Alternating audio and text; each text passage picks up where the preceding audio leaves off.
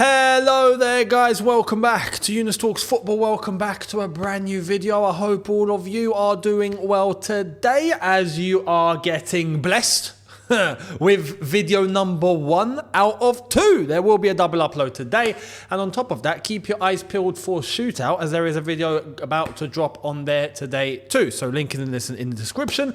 But we're going to start off with this video number 1 because there are things that have happened and I thought I'm going to split it instead of just try and pile everything into a 30-minute video later on. We'll do things in a bite-sized manner. But before we get cracking, make sure that you are hitting the subscribe button in order to catch all the content as it drops. Video number 2 later on tonight. Make sure you're there for that one as we try and get through this international break completely scot-free, injury-free, and without any pain in the head like this international break has been causing us. And talking about the international break, we're going to start off here because I got one thing to say.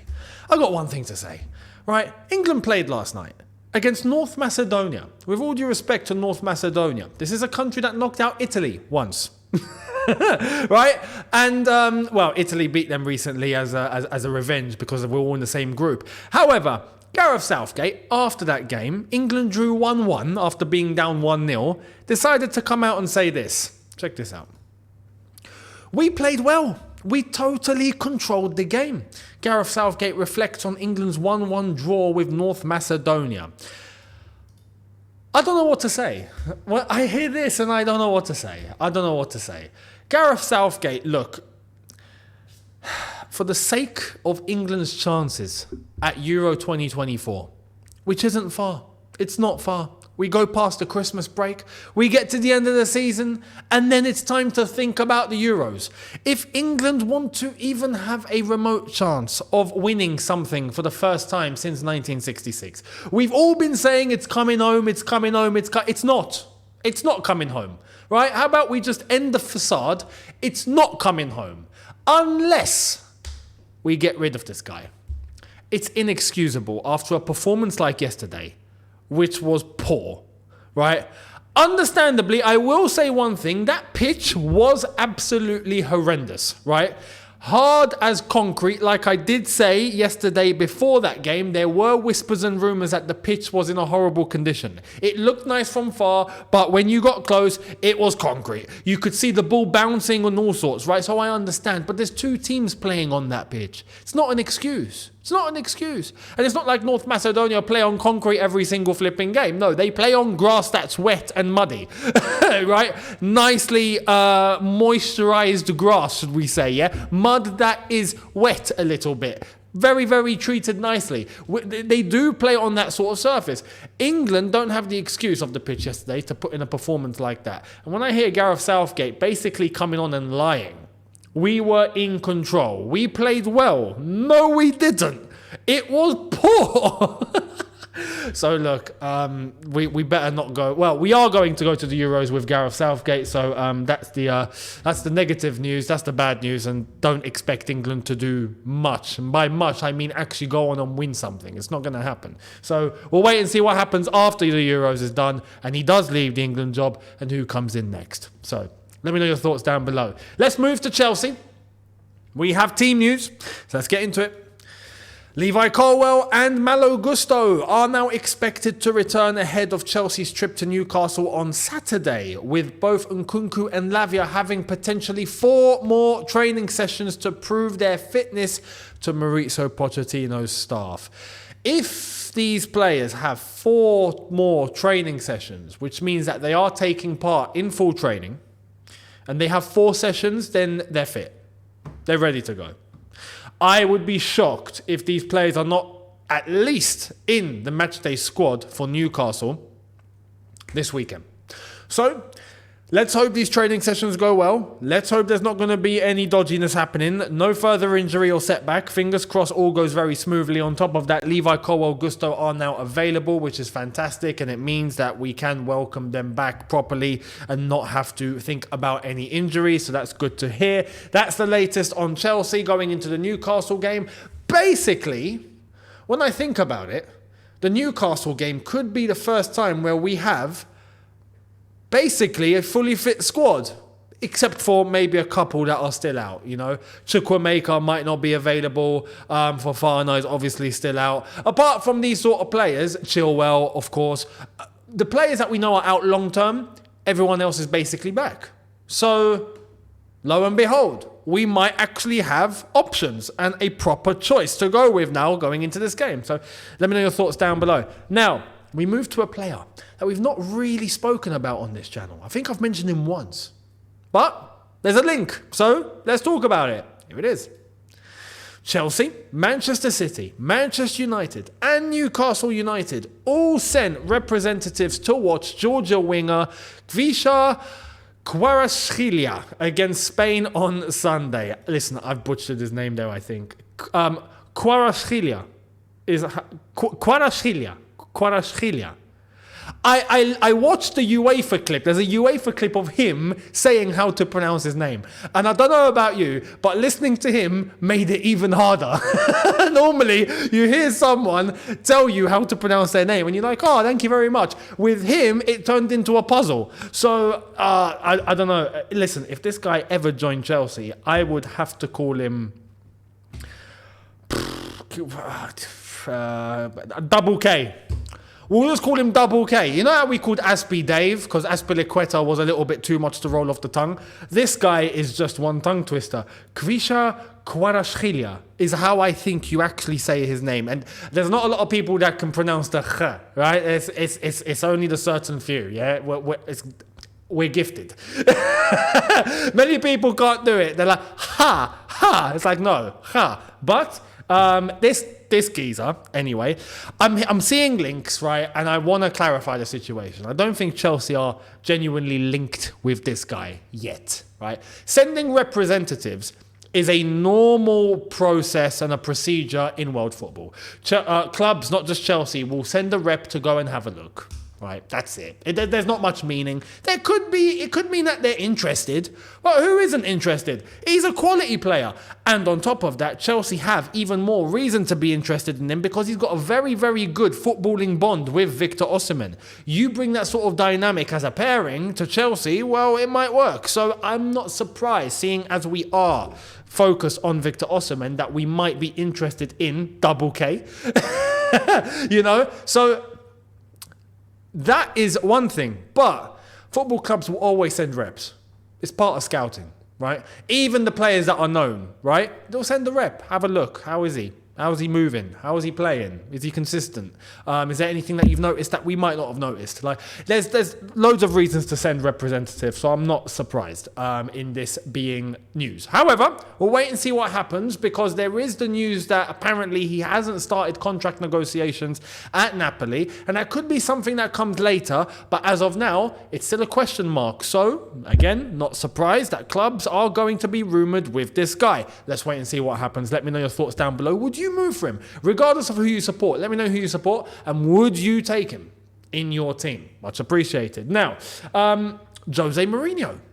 We got something to do with Jose Mourinho and Chelsea. It's been a while since we've had that.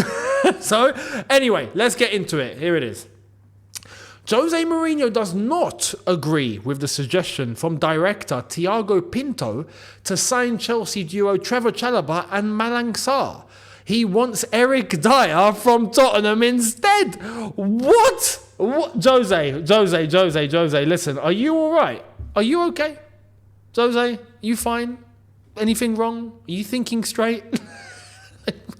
Now, look, there is one thing that we have to take into consideration here, right? And this news coming from a Roma-affiliated page, so it's Roma news.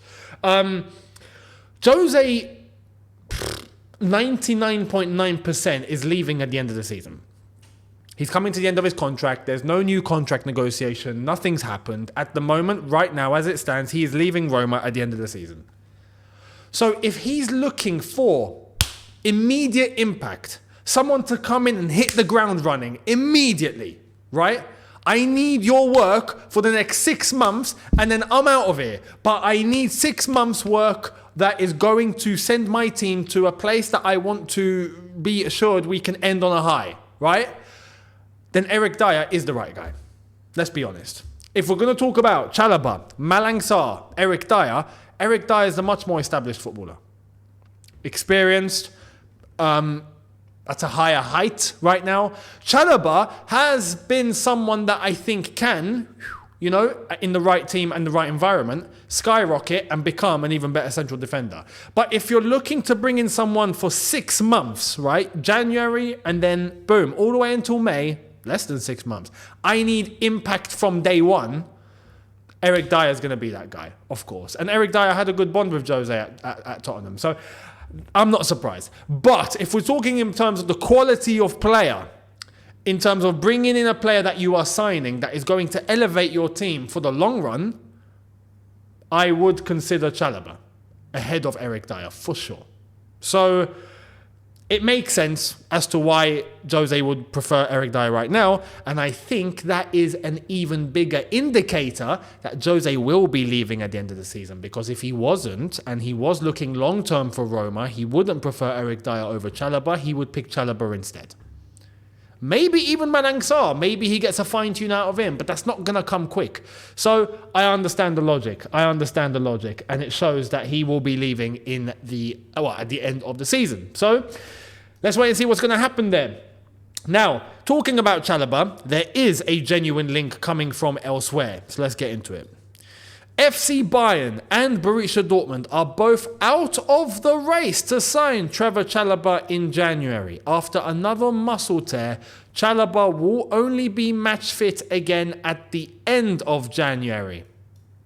That could also be another reason why Jose's turned to Eric Dyer. They don't have time to waste. Like I said, Jose leaving at the end of the season, he can't be just, we'll get Chalobah and then we'll wait till March. No. So it makes sense. But it's a shame for Chalobah because Chalobah is going to be leaving Chelsea at the end of this, not the end of the season. In January, it seems like he will be leaving. But to where? I was counting on Bayern Munich. Personally, me, not Dortmund. I didn't know Dortmund were interested. I thought Bayern Munich would come in. Now, from Florian Plettenberg, very reliable Sky Sports German journalist, coming out and saying no. So where does Chalobah go? We'll wait and see. Let me know your thoughts down below. Right now, I genuinely don't know. And it's clear he's out of favour at Chelsea. Maybe a Premier League club walks in. I have no idea. We'll wait and see what happens. Let me know your thoughts. Now, we turn our attention to Newcastle.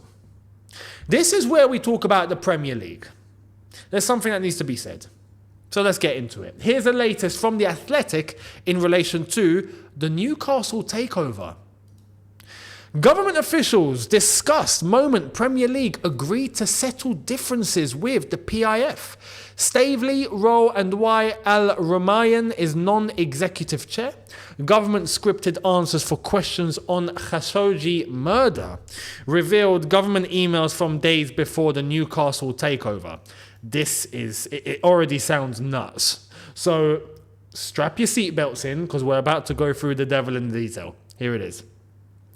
Exclusive. Emails obtained by The Athletic sent by the UK ambassador to Saudi Arabia say that in a conversation with the UK Foreign Office official, the Premier League had agreed to settle the differences with the PIF so Newcastle takeover could go ahead. 2 meetings held by Foreign Office officials with Premier League over Microsoft Teams in fortnight before Newcastle takeover announced. Premier League insists the government, while being predisposed to be helpful, did not influence takeover approval. Window into UK thinking, Foreign Office official wrote that critics may discuss sports washing following Saudi takeover of Newcastle, in fact represented a chance to expose Saudi's progress in promoting female participation in sport in the Kingdom of Saudi Arabia. Emails within the disclosure also say that a stated objective for the Foreign Office is to offer UK PR advice on the takeover, including how it presents an opportunity to promote a different image of the Kingdom of Saudi Arabia in the UK. This PR prep included UK government officials preparing stock answers for questions such as, genuine quote here, how has the government allowed country responsible for murder of Jamal Khashoggi to take control of one of North East's most important cultural financial assets. Emails also offer clue as to steps required for the Premier League to approve legally binding agreement that the Kingdom of Saudi Arabia would not control Newcastle. Example, Yasser Al Rumayyan became the non-executive chairman and they'd appoint someone to run the club like Stavely. On top of that, revelations from 27 new pages of emails disclosed upon Freedom of Information request to the UK Foreign Office by The Athletic, papers redacted in parts due to safeguarding national security and international relations, and then read our exclusive investigation. The Premier League declined to comment formally, but senior sources not authorised to speak publicly on the matter insist decision to allow the takeover was made by the Premier League board based on legally binding assurances and not externally influenced. Basically, I've said all of that for a reason. It's clear that the UK want to have a relationship with Saudi Arabia. I'm talking the UK, I mean the government. They want to have a relationship with Saudi Arabia. They've got interests, of course, right? Financial, all sorts of other interests, logistical, whatever. Tons of interests in between the two states, right? And definitely being pushed by the UK for their own reasons, for their own interests. Now, the Premier League, obviously, and we heard when the Newcastle thing was going on, had doubts about this takeover. They had doubts. We heard the concerns. We heard why the takeover was delayed, if you remember, because of this very reason. Now we're hearing that the UK government interfered in terms of PR advice. It's not PR advice, let's be honest. We know that, we reckon that there's an influence from coming above to the Premier League going, allow this to go through. We've got interests on the table. We need this to happen. So can you, for the sake of our relationship between us and them, can you allow this to go through, please? And just forget any concerns that you have. And the Premier League, instead of going, listen, you run the country, we run this league, don't interfere with our business, we won't interfere in yours, let us do what we got to do. They didn't. They backed down.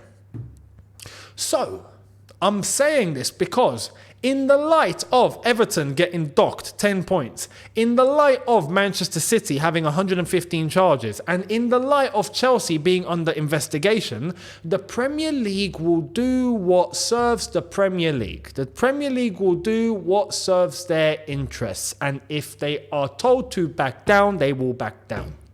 Simple. They will not keep up consistency on the basis of Everton have been docked 10 points. Therefore, we have to give something more severe to City and Chelsea if it were to happen. But City with 115 charges, like we discussed on Shootout, and that video is coming today, City should be put into the Conference South, like, I don't know, the all new non-league divisions that there are. City should be demoted to one of them if we're being consistent. Everton being docked 10 points for one charge, 115 charges, well, see you later. But the Premier League are going to protect themselves, and the Premier League are going to do what's best for the Premier League. And it doesn't mean just giving out justice for the sake of justice. It means serving their own interests. So this is why I thought I'd mention this to show you Man City will not get relegated. Chelsea will not get relegated. There might be a punishment coming, but something with a little slap on the wrist. Don't do it again, yeah? Stay in your place. Know your role. Don't do anything crazy, and we will protect you. We might get a slight points deduction. Maybe we all get 10 points deducted.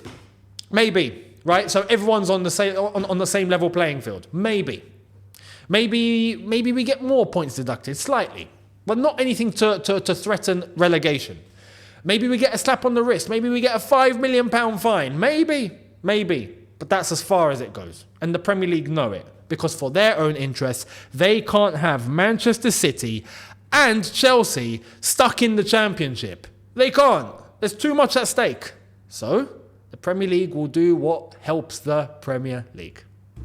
This takeover has allowed Newcastle to elevate themselves, to bring in an entire new audience, to generate more income, to bring in more money, which in turn, TV money, which in turn, sponsorships, more eyes, more revenue, more everything. The Premier League are going to look at that. So that's why I've mentioned that. Even something as controversial as this, and the Premier League let it through. So we'll wait and see what happens with the pending investigations of Manchester City and Chelsea, and we will be here.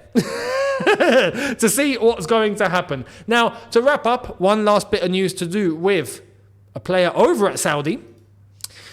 Ruben Neves set to stay at Al Hilal in the January window, regardless of the Premier League vote on associated party loans. As things stand, the 26-year-old not expected to leave. No approaches or talks as of yet, plus the Portugal midfielder is happy, settled, and crucial to Al Hilal. Of course he's happy and settled. I would be if I was getting the bag like that. Flipping out. How much is he on now a week? It's ridiculous.